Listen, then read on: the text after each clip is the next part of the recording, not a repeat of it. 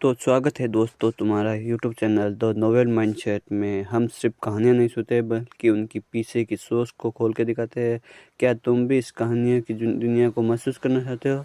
अगर तुम भी दुनिया को एक नए नज़रिए से देखना चाहते हो तो चैनल को सब्सक्राइब, लाइक, कमेंट, शेयर जरूर करें। धृष्ट, अभिमानी और उद्दंड। ये तो मौत को दावत दे रहा है। मुझे इसे मार देना चाहिए। इसे मैं पंगु बना दूंगा ताकि ये दुनिया की सबसे दर्दनाक सजा का स्वाद चखे। राजघराने के लोग क्रोध में चिल्ला रहे थे, उनकी आंखों से ठंडी हत्या की भावना निकल रही थी। धमाका! नयनिका के शरीर से एक चौंकाने वाली आभा निकली। उसकी सुंदर आंखों में भी हत्या का भाव भरा था। शक्तिशाली आभा रुद्रांश पर दबाव बनाती हुई उसने ठंडी आवाज में कहा, रुद्रांश, उस समय तुम्हारी जान बचाना मेरी सबसे बड़ी भूल थी। पर कोई बात नहीं, आज तुम्हें मारकर वही काम पूरा होगा। शायद ये काफी नहीं होगा। रुद्रांश ने तिरस्कार भरी मुस्कान दी। नयनिका की साधना बहुत शक्तिशाली थी। वह आध्यात्मिक देव क्षेत्र के तीसरे स्तर के शिखर पर थी। उसकी आभा जबरदस्त थी और उसके शरीर में एक भयानक ऊर्जा समाई हुई थी। रुद्रांश को महसूस हुआ कि वह अंध शिशु से भी अधिक बलशाली है। अगर रुद्रांश को लाखों साल पहले हुए शाही उत्सव के दौरान उससे लड़ना पड़ता तो उसे जीतने का भरोसा नहीं होता। लेकिन अब उसे नयनिका की कोई परवाह नहीं थी। रुद्रांश, यह मत सोचना कि तुमने अंध शिशु को हरा दिया तो तुम दुनिया में सर्वश्रेष्ठ हो गए। अगर उस समय मैंने कदम उठाया होता तो मैं तुम्हें दबा सकती थी। नयनिका ने एक और कदम आगे बढ़ाया। उसकी आभा शक्तिशाली थी और उसका शरीर दूध या सफ़ेद रोशनी से चमक रहा था, जिससे वह और भी पवित्र और कुलीन लग रही थी। क्या नयनिका रुद्रांश से लड़ने वाली है? कई लोगों की आंखें प्रत्याशा से भर गईं। लाखों साल के राष्ट्रीय उत्सव में रुद्रांश ने लगातार कई शक्तिशाली साधकों को हराया था, अपनी अजेयता दिखा दी थी। अंत में जब उसका सामना कालजय से हुआ तो रुद्रांश ने सीधे हार मान ली थी। बहुत से लोगों को अफसोस था कि वे यह नहीं देख पाए कि सबसे बलशाली कौन है। नयनिका ने उस लड़ाई में भाग नहीं लिया था। इस कारण कई लोग चुपके से चर्चा करते थे, नयनिका और रुद्रांश की तुलना करते थे कि कौन अधिक शक्तिशाली है। आखिरकार नयनिका को मध्य महाद्वीप के 5 दिग्गजों में कालजय के बाद दूसरे स्थान पर रखा गया था। उसने पहले कभी किसी से लड़ाई नहीं की थी, इसलिए ये बताना मुश्किल था कि कौन अधिक बलशाली है। क्या ये लड़ाई अब शुरू होने वाली थी? इस पल रुद्रांश की आंखें चमकीं। फिर उसने हाथ हिलाया और एक रोशनी चमकी। हिमवर्षा रुद्रांश के बगल में दिखाई दी। अभी कुछ देर पहले हिमवर्षा ने डंडन के जरिए रुद्रांश को संदेश भेजा था कि वह बाहर आना चाहती है। रुद्रांश ने हिमवर्षा को बाहर आने दिया। ये कौन है? बाहर आते ही हिमवर्षा ने सबका ध्यान अपनी ओर खींचा। पवित्र नगर में लगभग सबकी आंखें पहले हिमवर्षा पर और फिर नयनिका पर टिकीं। वे चौंक गए क्योंकि दोनों बहुत ज्यादा समान थीं। यह महिला नयनिका जैसी क्यों दिखती है? दोनों ही बेहद खूबसूरत हैं। ये कौन है? मैं जानता हूँ। कहते हैं कि वर्तमान क्षितिज देव की 3 राजकुमारियां हैं जो अपनी पीढ़ी में अद्वितीय हैं। उनमें से 16वीं राजकुमारी को राजघराने ने छिपा रखा था क्योंकि वह एक विदेशी रक्तरेखा के साथ जन्मी थी। ये लड़की 16वीं राजकुमारी होनी चाहिए। हाँ, ऐसा ही होना चाहिए। वर्तमान क्षितिज देव की तीनों राजकुमारियां वाकई में विनाशकारी रूप से सुंदर हैं। इस 16वीं राजकुमारी की सुंदरता 5 महान सुंदरियों से किसी भी तरह कम नहीं है। पता नहीं इसकी मार्शल आर्ट की प्रतिभा कैसी है। आसपास से चर्चा की एक लहर आई। बहुत से लोगों ने 16वीं राजकुमारी का नाम सुन रखा था, लेकिन बहुत कम ने उसे व्यक्तिगत रूप से देखा था, इसलिए वे स्वाभाविक रूप से हैरान थे। तो तुम सच में उसी के साथ पाताल राक्षस क्षेत्र से चली गईं? अब आत्मसमर्पण करो और वापस राक्षस क्षेत्र में जाओ। यहीं रुको और बाकी की जिंदगी राक्षस कुल का शिकार करो। बाहर घूमने और राजघराने को शर्मिंदा करने के बारे में सोचना भी मत। नयनिका ने हिमवर्षा को ठंडी आंखों से देखा। हिमवर्षा का चेहरा ठंडा था और वह नयनिका को घूर रही थी। नयनिका, तुम्हें यह अहंकारी चेहरा बनाने की जरूरत नहीं है। तुम्हें बचपन से ही सबका प्यार मिला है और तुम हमेशा आभा से घिरी रही हो।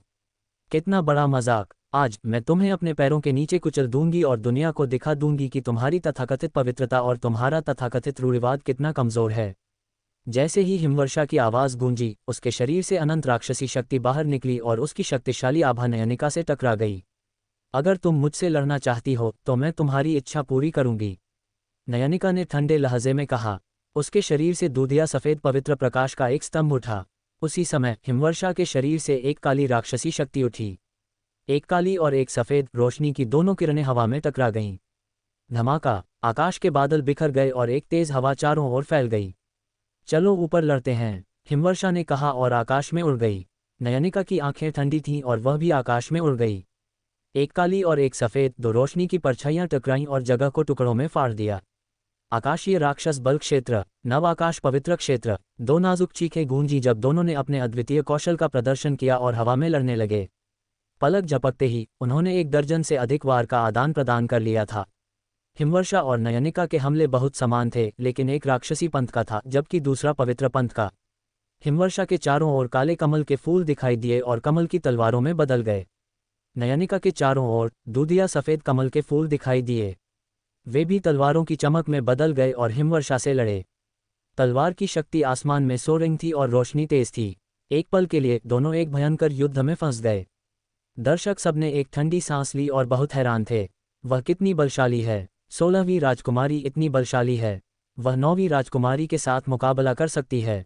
ये डरावना है। पता चला कि यह 16वीं राजकुमारी जो इतने समय से छिपी हुई थी, वह भी एक अद्वितीय प्रतिभा है। वह बहुत शक्तिशाली है। वह निश्चित रूप से एक दिग्गज के स्तर की स्वर्गीय प्रतिभा है। राजघराने की यह पीढ़ी वाकई में प्रतिभाओं से भरी हुई है। एक ही पंथ में 2 दिग्गज होना दुर्लभ है। मुझे सच में समझ नहीं आता, उस जैसी अतुलनीय प्रतिभा वाली स्वर्गीय प्रतिभा को शाही परिवार और नयनिका कुल द्वारा क्यों दबाया जा रहा है। अगर किसी और शक्ति के पास उसके जैसा स्वर्गीय प्रतिभा होता तो वे उसे पालने के लिए हर संभव प्रयास करते। वह भविष्य में एक अद्वितीय सम्राट होता। चर्चा की आवाज़ चारों ओर फैल गई, खासकर शाही परिवार और अभिजीत के कानों में। यह असाधारण रूप से कठोर थी। एक उत्परिवर्ती की प्रतिभा का क्या फ़ायदा? उसे दबाया जाना चाहिए, हमेशा के लिए दबाया जाना चाहिए, नहीं तो वह एक देशद्रोही होगा। अभिजीत ने ठंडी सांस ली। वह अपने दिल में दांत पीस रहा था, लेकिन उसकी आंखों में डर का एक निशान था। हिमवर्षा बहुत ज्यादा प्रतिभाशाली थी। वह जितनी ज्यादा प्रतिभाशाली थी, वह उतना ही ज्यादा डरता था और उतना ही ज्यादा हिमवर्षा को मरवाना चाहता था। जैसा कि वह इस पर विचार कर रहा था, अभिजीत की नज़र रुद्रांश पर पड़ी। ये सब रुद्रांश की वजह से था। उसे नहीं पता था कि रुद्रांश ने हिमवर्षा को पाताल राक्षस क्षेत्र से बचाने के लिए कौन सी विधि का इस्तेमाल किया था। रुद्रांश, मैं तुम्हें आत्मसमर्पण करने की सलाह देता हूँ। तुम आज भाग नहीं पाओगे। आत्मसमर्पण करो और मैं तुम्हें तुरंत मृत्यु दूंगा, अभिजीत ने कहा। उसकी आंखों में हत्या का भाव चमक रहा था। ठीक है, तुम अपना कदम उठा सकते हो। अगर तुम मेरे एक वार को भी सह पाए तो मैं आत्मसमर्पण कर दूंगा, रुद्रांश ने तिरस्कार भरी आवाज में कहा। तुम इतने अहंकारी मत बनो, अभिजीत ने गुस्से से डांटा। रुद्रांश, मैं तुम्हें नीचे लाऊंगा। 8वें राजकुमार को कुछ करने की जरूरत नहीं है, मैं तुम्हें मार दूंगा। एक मध्यम आयु का बलवान व्यक्ति आगे बढ़ा। उसकी आभा शक्तिशाली थी और उसकी आंखें ठंडी थीं। रुद्रांश एक नज़र में बता सकता था कि यह आध्यात्मिक देव क्षेत्र के 7वें स्तर का एक विशेषज्ञ था। बहुत अच्छे श्रीमान वैभव, रुद्रांश को मेरे लिए पकड़ लो और तुम्हें भारी इनाम मिलेगा, अभिजीत खुशी से चिल्लाया। बलवान व्यक्ति राजघराने के पूज्यवर संरक्षक थे। वह शक्तिशाली थे और उनकी साधना आध्यात्मिक देव क्षेत्र के 7वें स्तर की थी। अगर वह कार्रवाई करते तो रुद्रांश को 100% निश्चित रूप से नीचे लाया जाएगा। तुम कदम उठाना चाहते हो? ठीक है, यहाँ आओ और अपनी मृत्यु स्वीकार करो, रुद्रांश ने तिरस्कार भरी आवाज में कहा। 7वें स्तर के आध्यात्मिक देव को हराना, वह भी शिखर पर। युवाओं के लिए इतना अहंकारी होना, छोटी उम्र में मरना आसान होता है। श्रीमान वैभव की आंखें ठंडी थीं। उन्होंने कुछ कदम आगे बढ़ाए और तेजी से रुद्रांश के पास पहुंचे। उनके शरीर पर आभा तेज और तेज होती गई। भनभनाहट। उनके हाथ में एक कोड़ा दिखाई दिया। ये हुक से ढका हुआ था और सूरज की रोशनी में ठंडा चमक रहा था। उनके हाथ के एक झटके से कोड़ा तेजी से बढ़ा और 10 मील से अधिक लंबा हो गया। एक जहरीले सांप की तरह ये रुद्रांश की ओर लपका। कोड़े ने हवा को चीरते हुए एक कानफाड़ आवाज निकाली और अंतरिक्ष में एक भयंकर दरार दिखाई दी। इस तरह के हमले के सामने रुद्रांश का चेहरा शांत था। उनका शरीर थोड़ा हिल गया और वह हमले से बच गए। उन्होंने आगे कदम बढ़ाया और श्रीमान वैभव की ओर बढ़े। तुम बच नहीं सकते, अभेद्य जाल, 10,000 भारी वार, श्रीमान वैभव ने गर्जना की जब उन्होंने अपने कोड़े से वार किया। हवा में एक असली ड्रैगन की तरह चक्कर लगाते हुए ये कोड़े की परछाइयों की परतों में बदल गया, जिसने रुद्रांश को एक अभेद्य जाल की तरह लपेट लिया। उनके भागने के सभी रास्ते बंद कर दिए। मुझे भागने की क्या जरूरत, बस इसे तोड़ो, एक शांत आवाज आई। रुद्रांश के शरीर के भीतर से एक ड्रैगन की दहाड़ सुनाई दी। उनका आवश्यक सार उबल उठा जब उन्होंने एक मुक्का मारा। धमाका। इस मुक्के ने पूरे अंतरिक्ष को आगे धकेल दिया, जिससे ये फट गया। एक भयानक मुक्के की शक्ति भारी कोड़े की परछाइयों की ओर दौड़ी। वे कोड़े की परछाइयां तुरंत ढह गईं, टुकड़े टुकड़े होकर चारों दिशाओं में बिखर गईं, जैसे एक टूटी हुई पेड़ की डाल हो। भयानक शक्ति कोड़े का पीछा करती हुई श्रीमान वैभव की ओर भी दौड़ी। उनका चेहरा बहुत बदल गया और उनका शरीर कांप गया जब वह पीछे हटे। भनभनाहट। एक आकृति चमकी और अचानक उनके सामने दिखाई दी। अच्छा नहीं, श्रीमान वैभव का दिल कांप गया और उन्होंने अनजाने में एक मुक्का मारा। वह पीछे हटना चाहते थे लेकिन बहुत देर हो चुकी थी। धमाका! एक बार फिर रुद्रांश ने बिजली की तरह तेज मुक्का मारा। ये श्रीमान वैभव की छाती से टकराया। आह! श्रीमान वैभव निराशा में चिल्लाए जब उनका पूरा शरीर फट गया। उनके आध्यात्मिक देव को भी बख्शा नहीं गया। रुद्रांश की आत्मसात करने वाली शक्ति फट गई और श्रीमान वैभव को घेर लिया। उनका सार, ऊर्जा और आत्मा सब रुद्रांश द्वारा आत्मसात कर लिया गया। तुम्हारा सेवक मर गया है। क्या तुम व्यक्तिगत रूप से नहीं लड़ने वाले? रुद्रांश ठंडे और उदासीन थे। उन्होंने तिरस्कार के साथ अभिजीत को देखा। इससे अभिजीत ने अपने दांत पीसे, लेकिन अपने दिल में वह भी बेहद हैरान था। आध्यात्मिक देव क्षेत्र के 7वें स्तर के एक विशेषज्ञ को रुद्रांश ने इतनी आसानी से मार दिया। रुद्रांश की युद्ध क्षमता बहुत ज्यादा भयानक थी, है ना? अन्य दर्शकों के चेहरे भी नाटकीय रूप से बदल गए।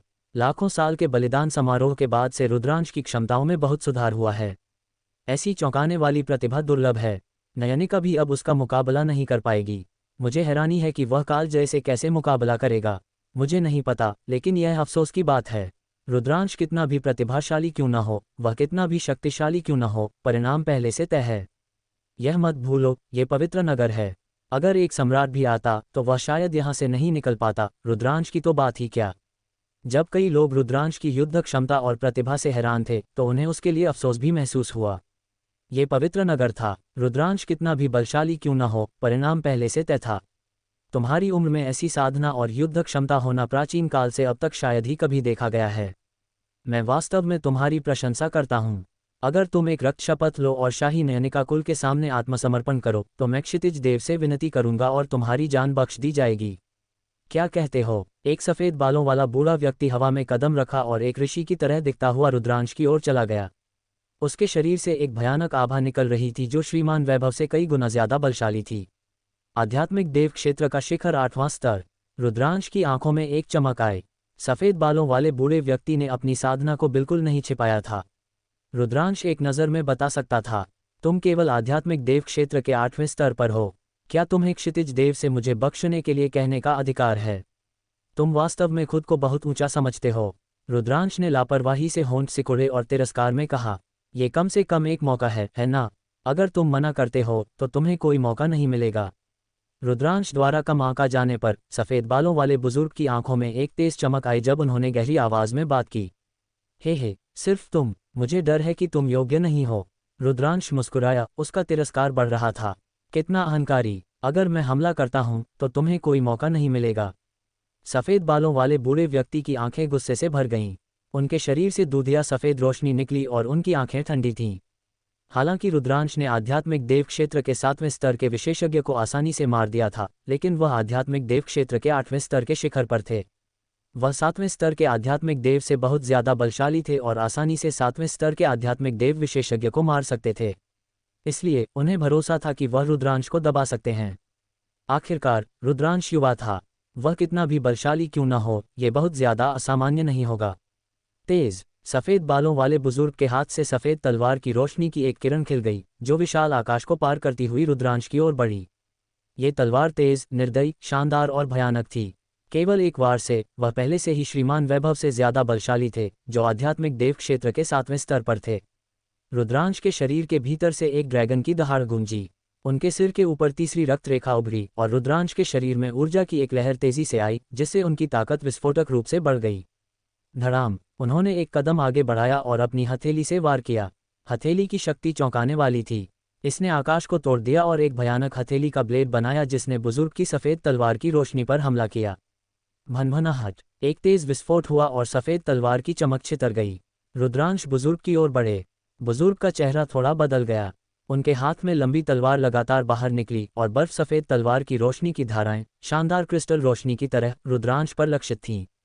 तलवार की चमक घनी और अंतहीन थी जो रुद्रांश पर बरस रही थी।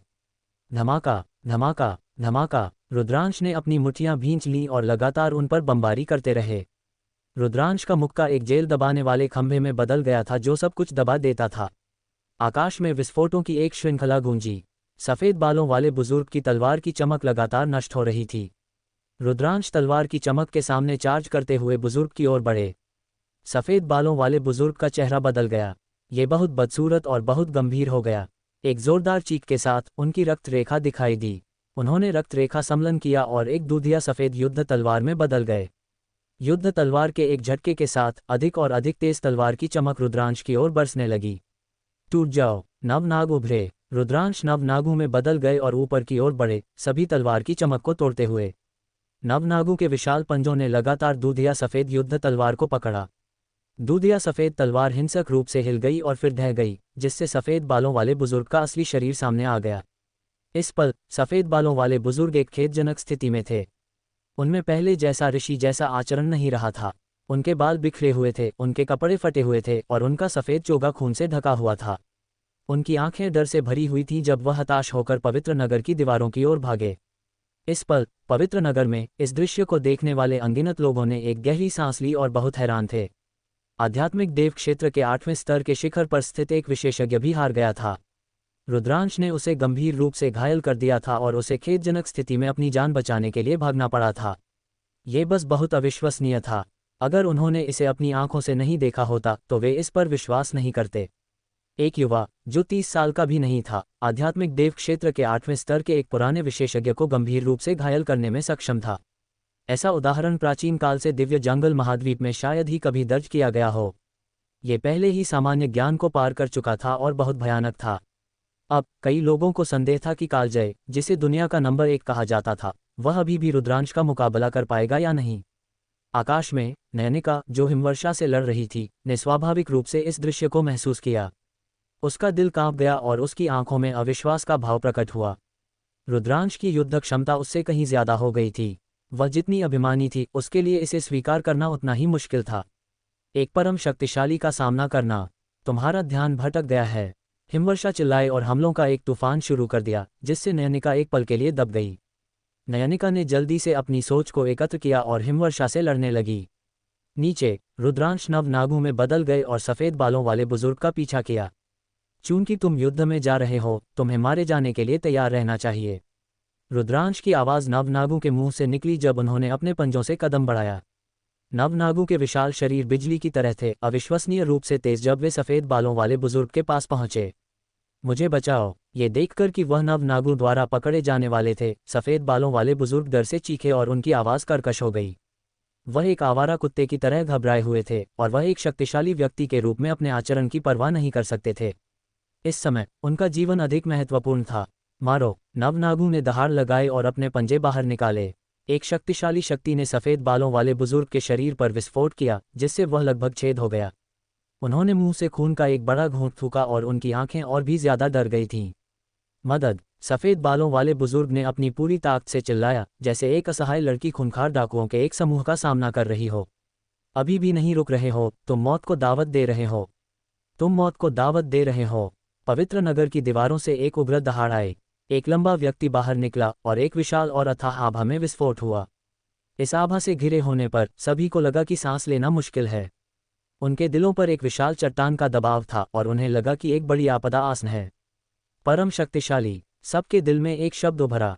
यह एक परम शक्तिशाली था। शाही परिवार के परम शक्तिशाली ने अपना कदम उठाया था। धन्यवाद शौर्यदेव। रुद्रांश एक ही नज़र में बता सकता था कि हमला करने वाला व्यक्ति अभिजीत के शाही चाचा, वर्तमान क्षितिज देव के छोटे भाई शौर्यदेव थे। वह एक परम शक्तिशाली थे। तुम पवित्र नगर में दुस्साहस करने की हिम्मत करते हो। मैं तुम्हें अभी पंगु बना दूंगा। शौर्यदेव की ठंडी आवाज़ उनके मुंह से निकली जब उन्होंने एक हथेली का वार भेजा। हवा से एक विशाल हथेली का निशान बन गया और रुद्रांश की ओर उड़ते हुए आकाश को ढंक दिया। इस हथेली के निशान के सामने रुद्रांश एक चींटी जितना छोटा था। हालांकि रुद्रांश का चेहरा शांत रहा और उनकी आंखों में कोई उतार चढ़ाव नहीं था। ऐसा इसलिए था क्योंकि इस पल रुद्रांश के शरीर में शक्तिशाली ऊर्जा का एक उछाल आ रहा था। ये क्रांति सूर्य अभय की ऊर्जा थी। अगर तुम एक परम शक्तिशाली हो तो क्या हुआ शौर्यदेव, तुम आज उसे बचा नहीं पाओगे। नवनागों ने दहाड़ लगाई जब उन्होंने शौर्यदेव की हथेली पर पंजा मारा। क्या वह एक परम शक्तिशाली के हमले का सामना करने की हिम्मत करता है? वह मौत को दावत दे रहा है। वह मौत को दावत दे रहा है। उसके पास मरने के सिवा कोई और रास्ता नहीं था। एक परम शक्तिशाली के हाथों मरना एक ऐसा जीवन है जो जीने लायक है। कई लोगों ने सोचा कि रुद्रांश अपने अंत पर था और वह एक परम शक्तिशाली द्वारा मारा जाना पसंद करेगा और एक वीर की मौत मरेगा। कुछ लोगों ने तो आहें भी भरीं। क्या ये दिव्य जंगल महाद्वीप के ऐसे दुर्लभ प्रतिभाशाली का अंत था? लेकिन अगले दृश्य ने उन्हें हक्का बक्का कर दिया, उनकी आंखें लगभग बाहर निकल आईं।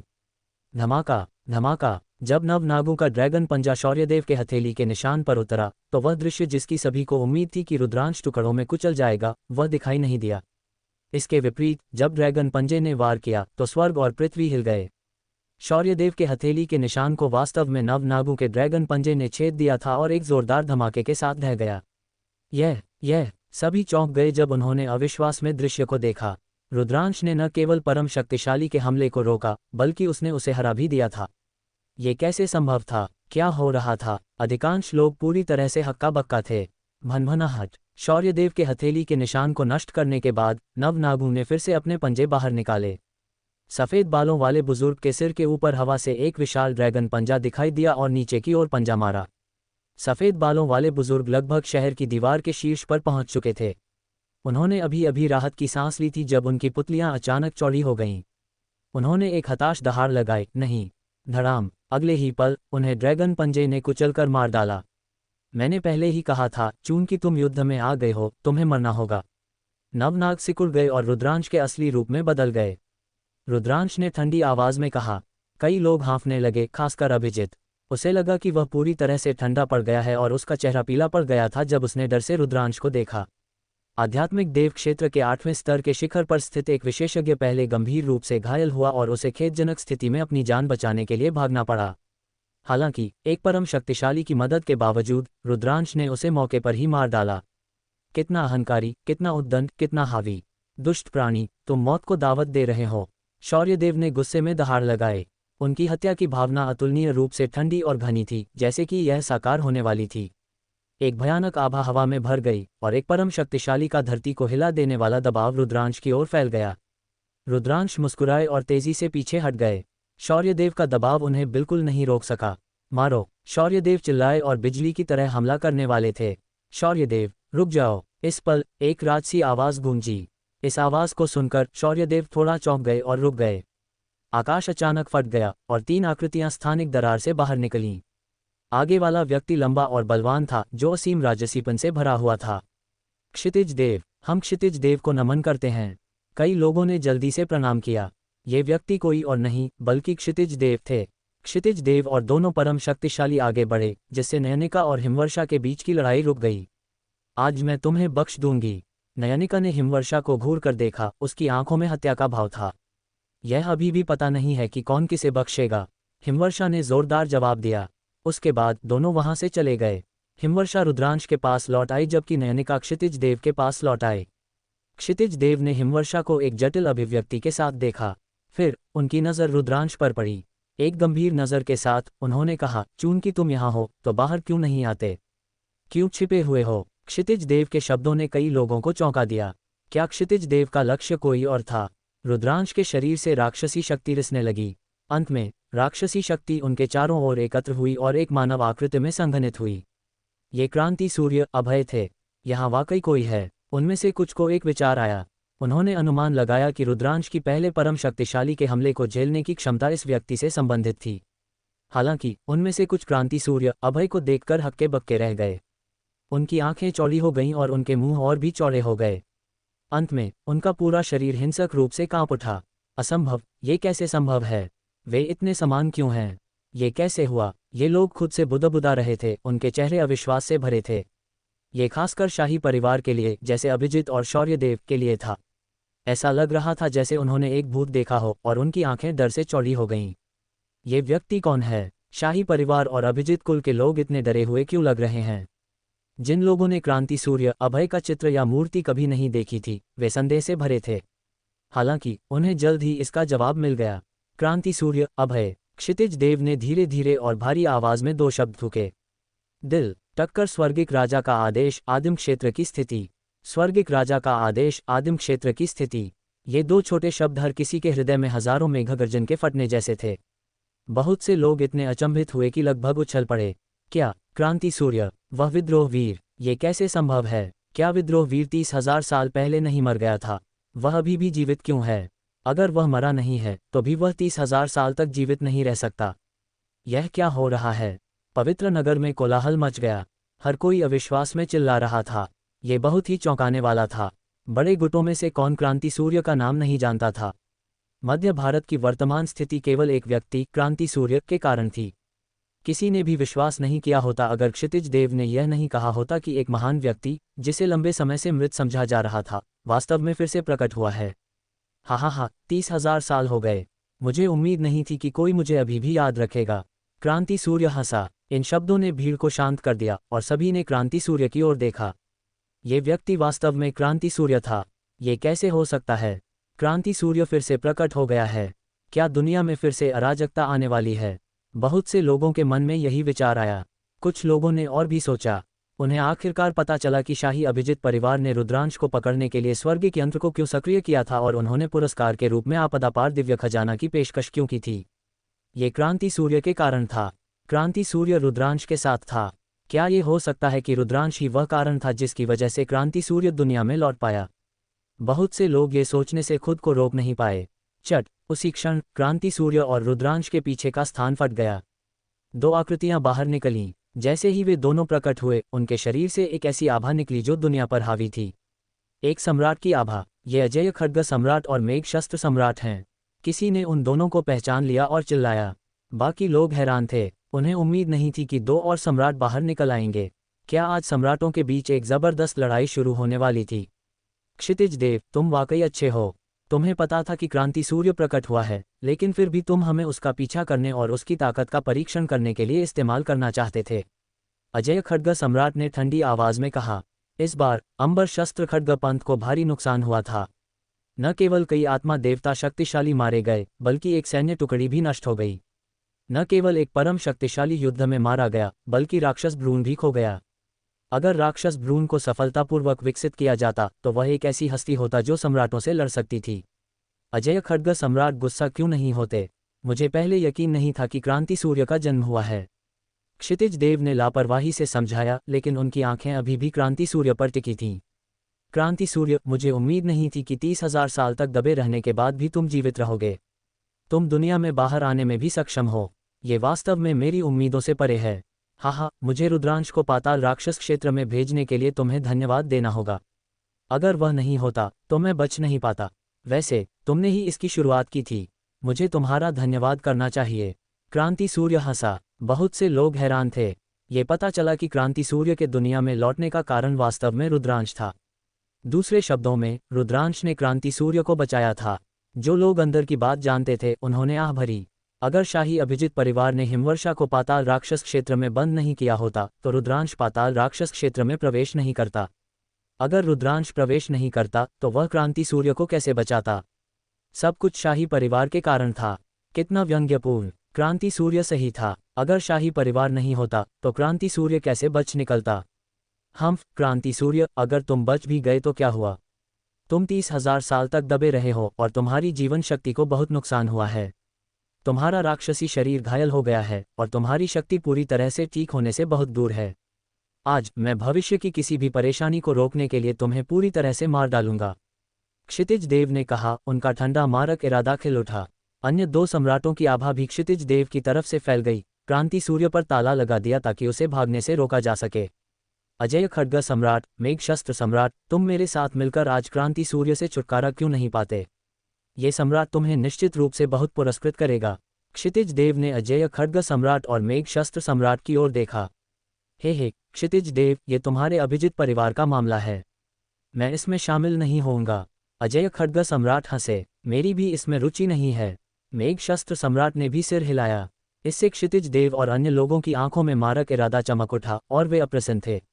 वे जानते थे कि अजेय खड्ग सम्राट और मेघ शस्त्र सम्राट क्या सोच रहे थे। अगर शाही अभिजित परिवार को क्रांति सूर्य के साथ लड़ाई में कुछ नुकसान हुआ, या यहाँ तक कि दोनों पक्षों को भारी नुकसान हुआ, तो यह अन्य अधिपति के लिए एक अच्छी बात होगी। वे शाही अभिजित परिवार को कमजोर करने या यहाँ तक कि उन्हें नष्ट करने का अवसर ले सकते थे। वे अभिजित वंश की मदद क्यों करेंगे? नौजवान, मैं आज तुमसे लड़ने के लिए यहाँ नहीं आया हूँ। मैं तुम्हें एक खजाना देने आया हूँ। क्रांति सूर्य अचानक हंसा। उसे खजाना दो। उनके शब्दों ने न केवल पवित्र नगर में दूसरों को भ्रमित किया, बल्कि क्षितिज देव, अजेय खड्ग सम्राट और अन्य भी भ्रमित थे। क्रांति सूर्य, तुम क्या करने की कोशिश कर रहे हो? क्षितिज देव ने गंभीर लहजे में कहा। अभिजित वंश के प्राचीन अभिलेखों में क्रांति सूर्य न केवल युद्ध शक्ति में अद्वितीय थे बल्कि रणनीति में भी थे। उन्हें सतर्क रहना पड़ा। जब तुम इसे देखोगे तो तुम्हें पता चल जाएगा। क्रांति सूर्य मुस्कुराए। उन्होंने अपनी हथेली बढ़ाई और उसमें से एक सुनहरी रोशनी निकली। यह एक सुनहरा टोकन था। प्रकट होने के बाद ये तेजी से फैल गया, जो 100 मीटर ऊंचा और दर्जनों मीटर चौड़ा एक विशाल टोकन बन गया। टोकन पर 2 शब्द थे, स्वर्गिक राजा। जैसे ही उन्होंने टोकन देखा, क्षितिज देव, शाही परिवार के अन्य 2 सम्राटों, अजय खड्ग सम्राट और मेघ शस्त्र सम्राट की आंखें चौड़ी हो गईं और वे लालच से भर गईं। स्वर्गिक राजा का टोकन, ये स्वर्गिक राजा का टोकन है। स्वर्गिक राजा का टोकन तुम्हारे हाथों में है। अजय खड्ग सम्राट चिल्लाया। उनकी आंखें लालच से जल रही थीं और उनकी आंखें लाल थीं। क्षितिज देव और अन्य सम्राट भी क्रांति सूर्य के हाथ में स्वर्गिक राजा के टोकन को घूर रहे थे। स्वर्गिक राजा का टोकन, ये पौराणिक स्वर्गिक राजा का टोकन है। कुछ पुराने आत्मा देवता शक्तिशाली अचंभित होकर चिल्लाने से खुद को रोक नहीं पाए। इससे बाकी लोग भ्रमित होकर एक दूसरे को देखने लगे। ये स्वर्गिक राजा का टोकन किस तरह का खजाना था। इसने वास्तव में सम्राट को ईर्ष्यालु बना दिया। ये स्वर्गिक राजा का टोकन वास्तव में एक सम्राट के लिए बहुत आकर्षक है। रुद्रांश ने अपने दिल में सोचा।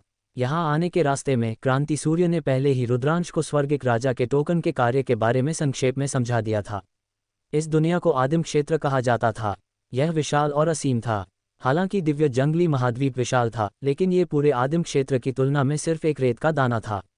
यह अत्यंत छोटा था। समुद्र में दिव्य जंगली महाद्वीप जैसे अनगिनत अन्य महाद्वीप थे। कुछ दिव्य जंगली महाद्वीप से भी बड़े थे। वे कई गुना बड़े, या यहाँ तक कि दर्जनों गुना, या यहाँ तक कि सैकड़ों गुना बड़े थे। हालांकि आदिम क्षेत्र का सच्चा मूल, सच्चा केंद्र युआन महाद्वीप नामक भूमि का एक टुकड़ा था। किंवदंती है कि युआन महाद्वीप युआन क्षेत्र का सच्चा मूल था। वह जगह विशाल और असीम थी और उसका सतही क्षेत्रफल दिव्य जंगली महाद्वीप से कई गुना बड़ा था। वहाँ अनगिनत शक्तियाँ और विशेषज्ञ थे। सम्राट वहाँ साधारण लोग थे और सम्राटों से परे संत हर जगह देखे जा सकते थे। वहाँ एक भयानक रूप से विशाल गुट था। वह गुट दिव्य जंगली महाद्वीप के तथाकथित अधिपति गुटों की तुलना में कुछ भी नहीं था। अंतर स्वर्ग और पृथ्वी के बीच के अंतर जैसा था। उनमें से कोई भी दिव्य जंगली महाद्वीप में सभी गुटों को नष्ट कर सकता था। वहाँ की साधना का वातावरण भी दिव्य जंगली महाद्वीप से कई गुना बेहतर था। दिव्य जंगली महाद्वीप का साधना वातावरण एक मार्शल सम्राट के लिए बहुत भयानक था। दिव्य जंगली महाद्वीप में साधना करते हुए मार्शल सम्राट सफलता प्राप्त नहीं कर सकते थे या सुधार नहीं कर सकते थे। युआन महाद्वीप में मार्शल सम्राट लगातार सफलता प्राप्त कर सकते थे।